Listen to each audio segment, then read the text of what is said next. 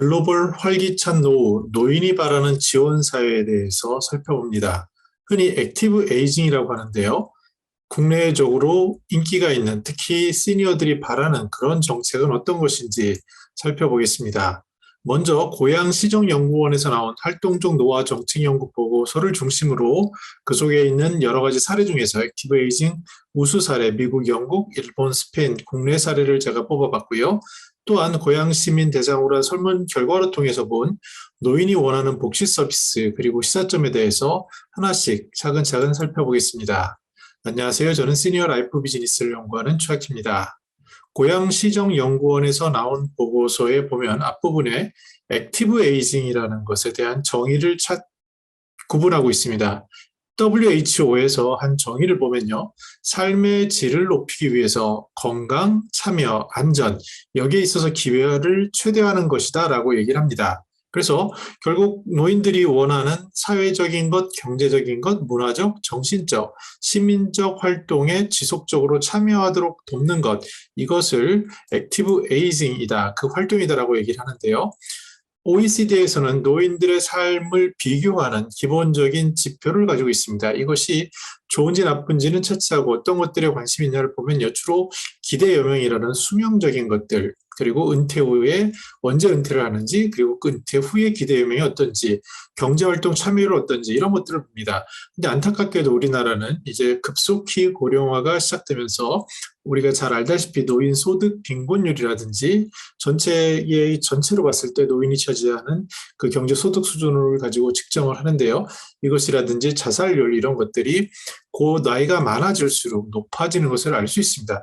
굉장히 빠른 속도로 발전하면서 여러 가지 가치관이나 사회 시스템이 변화하면서 생기는 것들로 추정이 되는데요. 이러한 것 외에 노인들이 부딪히는 또 하나의 문제는 근로를 어느 정도 떠나게 됐을 때, 즉 건강 수명이 끝나거나 아니면 나이가 좀 한 70 정도 돼서 이전처럼 활발하게 일을 못하게 되셨을 때 이제 여가라는 시간을 보내는데 그 여가의 범위를 보시면 우리들이 어떤 것을 생각할 수 있는지를 볼 수 있습니다.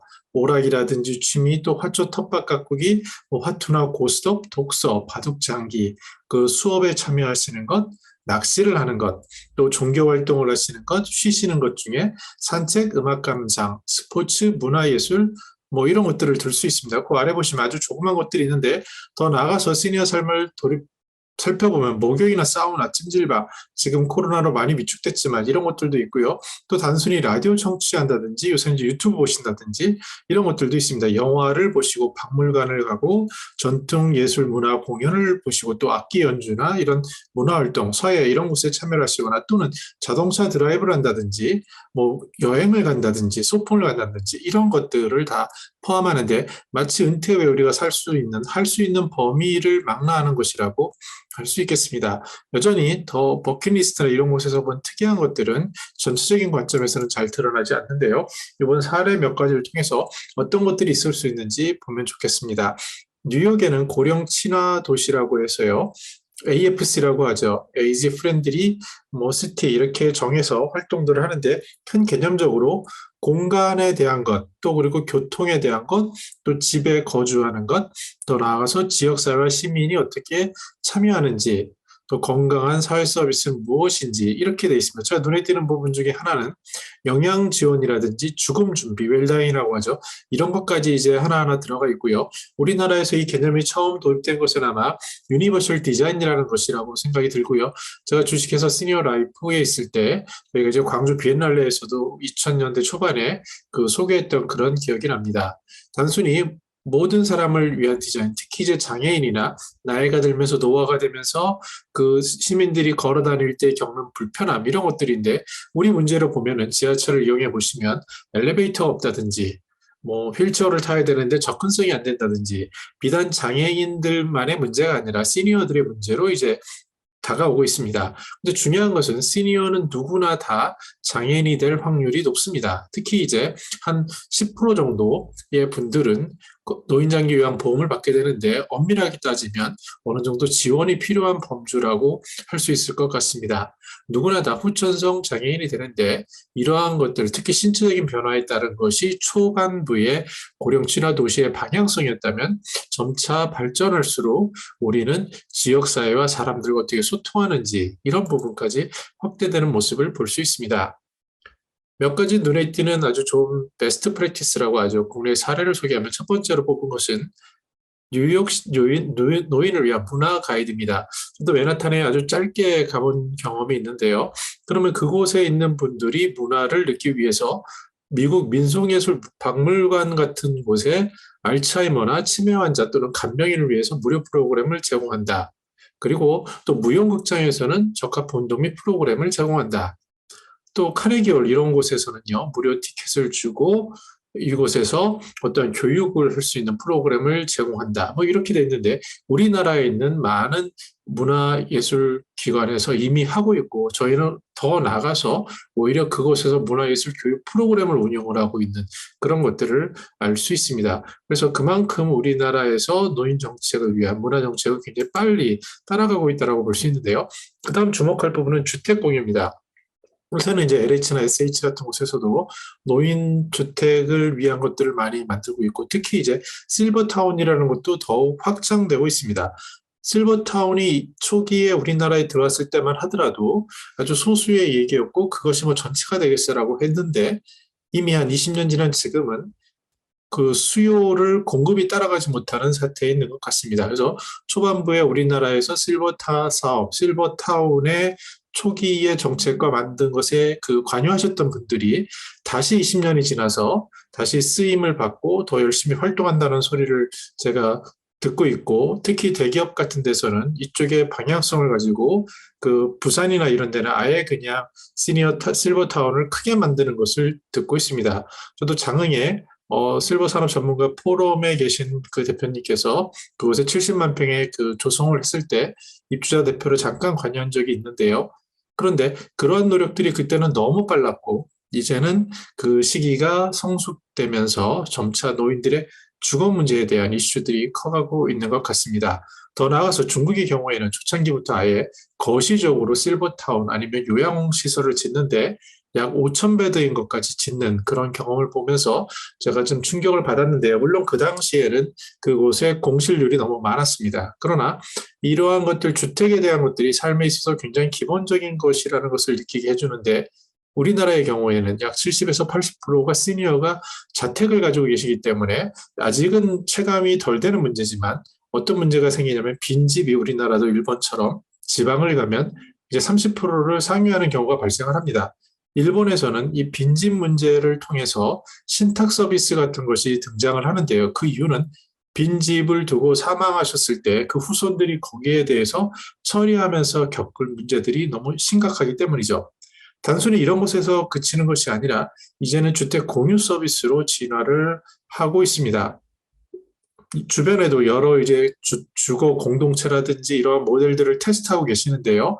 콜로라도 주에 있는 소개 모델은 노인을 위한 주택 공유 서비스입니다. 즉, 저렴한 주택을 찾는 노인들, 그리고 집에 여분이 있는 공간이 있는 노인들을 연결해주는, 그러면서 서로 어떤 경제적인 것과 사회적 고립을 감소시킨다는 건데, 여기에는 물론 생각할 게 많죠. 나이가 드셔서 집을 어떻게 유지보수할 것인가라는 이슈도 있긴 하지만, 이런 것들에 대해서 자발적으로 공유라는 개념, 이런 것을 접목하는 것을 우리가 볼 수 있고, 집에 대해서도 점차 이 집에 대한 가치와 개념을 어떻게 정립할지 사회 변화에 따라 공유를 생각할 시점이 다가오는 것 같습니다. 다음 모델은요, 벨파스트 헌장이라는 겁니다. 여기서 나온 그 메시지가 중요한데 우리는 고객 관리를 할 때 고령자는 상점 직원이 친절하고 정중하며 필요할 때 추가 시간을 주길 원한다라는 것과 같이 고령자를 제대로 고객으로 대우해 달라는 겁니다. 특히 의사소통을 할 때요. 유니버셜 디자인 같은 거 할 때 얘기하는데 저 같은 경우도 이제 50대 초반인데 잘 안 들리는 경우가 많고 말도 빠르고 한데요. 시니어들 나이 드신 분들은 더 할 것 같습니다. 그래서 입모양을 또박또박 정면에서 대화하는 것이 굉장히 중요하다라는 것. 이 정도는 기본적으로 많이 알고 있는데요. 그래서 이런 것들을 더 강조한다거나 접근성이나 글자 크기도 12포인트 이상이 돼야 된다라든가, 뭐 더 나아가서 고령의 직원이 직장에 머물 수 있는 훈련기와 그 지원을 제공하는데, 또한 미스터리 쇼핑이라고 그 벨파스트 팀원이 가가지고 그 환경을 측정을 하고 거기에 대해서 인증을 받고 이런 것까지 하는 좀 더 구체적인 연령 친화적인 그러한 현장 상점을 만든다는 그런 공헌을 하고 있습니다. 자, 이 부분을 주목하는 이유는 몇 년 전에 그 조사를 해보니까요. 시니어들이 예전에는 고령 친화용품점 이런 것에 대해서 부정적인 시각이 많았는데, 이제는 그렇지 않고 나에게 맞춤형이고 공증해 줄 수 있는 그런 곳이라면 나는 당신은 선호하겠다라는 얘기를 듣고 있고, 실제로 시니어들은 이제 나이에 대해서는 예전에 뭐 내 나이가 어때서 이런 개념들도 많았지만 그런 것들의 이슈는 넘어선 것으로 보여집니다. 다음으로는 세대 간 예술 작품인데요. 노인과 청소년이 같이 모여서 빈 벽에 그림을 같이 그리는 겁니다. 미술, 예술 활동을 같이 하면서 서로 소통하면서 행복을 느끼는 건데요. 우리가 잘 아는 실버타운의 경우에도 그 유명한 실버타운의 경우에 실내 수영장을 지역 주민들에게 오픈을 했습니다. 개방을 했어요. 그랬더니 지역 주민인 어린아이들이 와서 수영장에서 노는 것을 보고 그 광경을 보는 실버타운의 어르신들이 굉장히 행복감, 만족감을 느끼는 것을 알 수 있습니다. 우리가 주거 환경이나 이것을 고려할 때 시니어들만 모아놓은 공간들은 어느 정도 나이가 들면서 계속 그 나이 들어감에 따라 노후화되고 활력이 떨어질 수 있는 가능성이 존재합니다. 그렇기 때문에 같이 어울려야 되는데요. 특히 젊은 세대, 어린 세대를 두는 것은 시니어들에게 손자녀 보는 것만큼 가장 행복한 일인 것은 뭐 말씀 안 드려도 누구나 궁금하는 겁니다. 여기서 더 나가서 그 사람들과 청소년들과 소통을 어떻게 할 것인가, 여기에 대해서 거리를 제공하는데 예술, 문화, 아트 이런 쪽을 주면서 중간에 소통할 수 있게 하는 그런 프로그램들은 굉장히 도움이 되는 아주 좋은 프로그램으로 보여집니다. 소개된 여러 모델 중에서 가장 다가오는 것 하나를 꼽으라면 전 이거를 꼽겠는데요. 공중 목욕탕에서 건강 서비스 지원하는 겁니다. 일본에 가보신 분들은 뭐 너무 잘 아시겠지만 그 목욕하는 것이 생활 문화로 되어 있지 않습니까? 그리고 이제 나이가 들면은 당연히 온도도 이제 체온도 좀 떨어지시고 하시고, 그래서 목욕을 하거나 온욕을 하는 것은 어떻게 보면 꿈일 수 있습니다. 굉장히 바라는 거죠. 특히 노인장기 요양보험을 보시면 그중에 목욕 서비스라는 것이 별도로 있을 정도로 신체가 만약에 몸이 어려워졌을 때는 목욕을 한다라는 그 기쁨이 너무나도 중요하다는 것을 알 수 있죠. 근데 더 나아가서 매일같이 문화로하는 공중 목욕탕 센터라고 하는데요. 거기에서 그 이용을 할 때 이 내용을 제가 확인을 안 해봤지만 매월 300엔, 뭐 1,000원이라고 계산을 한다면 약 한 3,000원 정도 내고 나서 그리고 나서 이렇게 쓴다? 너무 매력적일 것 같습니다. 그리고 가끔 와서 혈압 측정 이런 것도 해주는 것뿐만 아니라 체조 강사가 와서 프로그램을 운영한다. 아주 생활 밀착형이고요. 이것은 지역으로, 지방으로 가보시면 알 수 있을 겁니다. 지방에서 군 같은 데서는요, 중앙에 이런 목욕시설을 갖추고 있습니다. 근데 단순히 우리가 일차적으로 어르신들을 위한 목욕시설을 갖추었다, 그래서 행복하다. 요새는 이제 아파트 경우도 그 목욕탕을 실내에 놓는 경우도 늘고 있는데요. 거기서 더 나가서, 하나만 더 나가서 건강 측정을 해주고 거기서 교육 프로그램을 운영해주는 이러한 배려하는 정책은 굉장히 매력적인 그런 것으로 보여집니다. 또한 고령층이나 상점 지침이 있는데요. 상점에서 이제 심한 시끄러운 음악, 소음, 물론 저도 아는 것과 실천하는 게 다른데 뭐 이런 쪽 많이 한다고 하지만 제가 만든 유튜브에 보면 여전히 아직 소음이나 소리나 이런 것에 미흡하고요. 또 초반에 지금 댓글을 제 조회수 중에 제일 많은 게 한 18만 조회를 받은 게 있는데요. 거기에 대한 댓글을 보면 대부분 좀 듣기 어렵다라는 그런 말씀이십니다. 그 이유는 저는 이제 기술적인 게 신기해서 음악을 넣는데 그 음악 소리가 너무 시끄러워서 방해된다라는 말씀이었습니다. 그래서 실제로 화려한 것 이런 것보다는 어떠한 정확한 말, 그리고 낮은 어조, 명확한 이야기, 필요시 반복하는 것, 또 끝에 정리하는 것. 이것은 디지털뿐만 아니라 모든 곳에서 필요한 것 같습니다. 그래서 이제 아는 것과 제가 실천하는 것의 차이는 있지만, 제한은 있지만, 그래도 우리가 상점이라고 만약에 했을 때는요, 더 눈시력적인 것, 그 다음에 청각적인 것, 그리고 직관적인 것, 조명 같은 거 밝은 것, 특히 이제 문에 걸려서 넘어지는 게 심한데 아주 이건 심각한 겁니다. 그래서 단차라고 하는데요.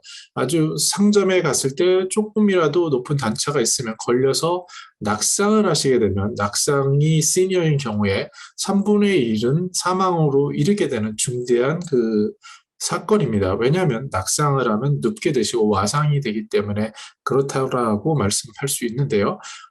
이 몸이 생각하는 것과 다르기 때문이죠. 그래서 이러한 것들에 대해서 고령지나 상점에서는 그 지침을 철저히 지켜야 되고, 다행히 최근에 우리나라의 건축에는 모든 이런 것들이 기본적으로 들어가 있기 때문에 상당히 나아지고 있다. 그러나 앞에서 말씀드린 것처럼 접근성, 엘리베이터나 뭐 이런 부분에 있어서는 여전히 개선할 부분이 많은 것 같습니다. 또 철학도 그렇죠. 여기에서 그 휠체어가 있으면은 버스가 서가지고 그 휠체어를 연동하는 그 내림대가 오고요. 기사가 내려와서 그분이 다 타실 때까지 그 접근을 하고 그 다음에 닫고 가는 것을 저는 미국이나 일본에서 본 경험이 있는데요.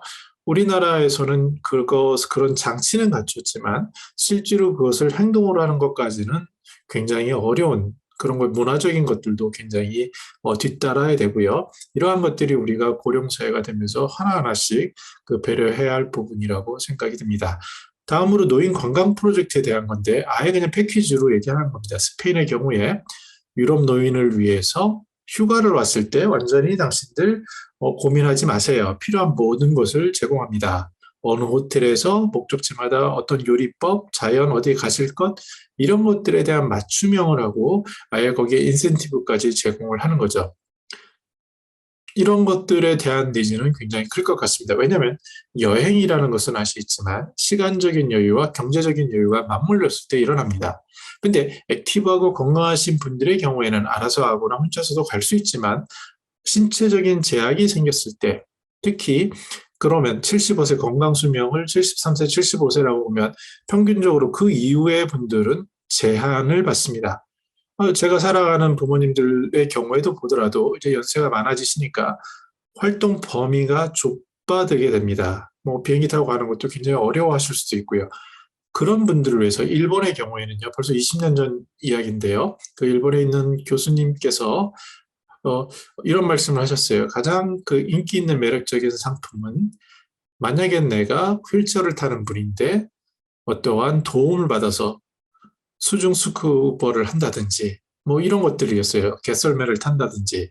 그래서 우리나라에서도 초기에 그런 것을 했다고 합니다. 근데 문제는 뭐냐면 거기에 많은 사회복지사 선생님들이 붙어야 되고 전문가가 붙어야 되는데 이 수지타산이나 이것이 맞지 않을 수가 있죠. 왜냐하면 즉 비용을 집행할 수 있는 풀이 있어야 비즈니스가 될 수 있는 거라고 보여집니다. 그런데 이제는 많이 바뀐 것 같습니다. 뭐 그런 서비스는 재벌들이 받는 거 아니야 이렇게 이야기했지만 지금은 연금 생활자들이 많기 때문에 기본적으로 연금을 쓰실 분들 중에 만약에 건강이 악화돼서 뭔가 도움이 필요하거나 또 사랑하는 자녀들 입장에서 부모님을 믿고 맡길 수 있는 여행이 필요하다고 했을 때 서포터로 인력이 붙고 거기에 대해서 비용을 더 추가로 제공하는 것이 이제는 아까 실버타운이 개화되는 것처럼 이제는 조금 말이 되는 거 아닌가라는 그런 생각을 해보았습니다. 그래서 아예 이렇게 여행이라는 것은 코로나 이후에 가장 누구나 하고 싶은 로망이라고 할 수 있는데요. 이런 것들에 대해서도 신체적인 제약을 받는 분들, 그분들에게 어떤 솔루션을 제공하는 것들, 이것을 국가 차원에서 시 차원에서 하는 것들은 디테일도 필요하고 촘촘한 것이 필요한 것 같습니다. 끝으로 우리나라는요, 노인 문화예술 지원 사업이라는 것을 한국문화예술교육진흥원이라는 곳에서 굉장히 촘촘하게 하고 있습니다. 특히 어르신을 위한 문화예술 교육 지원도 하고 또 어르신들이 동아리를 하는 것까지 지원을 하고 있습니다. 그래서 최근에 이제 그런 얘기를 들었는데 어르신들끼리 이제 뭐 악기를 연주하는 동아리신 것 같아요. 같이 이제 식사를 하시면서 야, 우리 팀원들이 많이 줄어드는데 이거 어떻게 하지? 이런 얘기를 하시면서 누군가 왔으면 좋겠다. 이런 말씀을 하시는 거예요. 근데 참여자를 보시면 연간으로 보면은 생각보다 그렇게 많지 않습니다. 뭐 10,000명, 20,000명 정도 수준이시니까 전체 노인 대비로 보면은 아주 미약한 수준이죠. 그래서 두 가지가 있는데 하나는 이것을 몰라서 하시는 분들도 많고요. 아무래도 문화와 관련된 문화재단, 특히 이제 그런 그 지역의 재단을 중심으로 활동이 되니까요.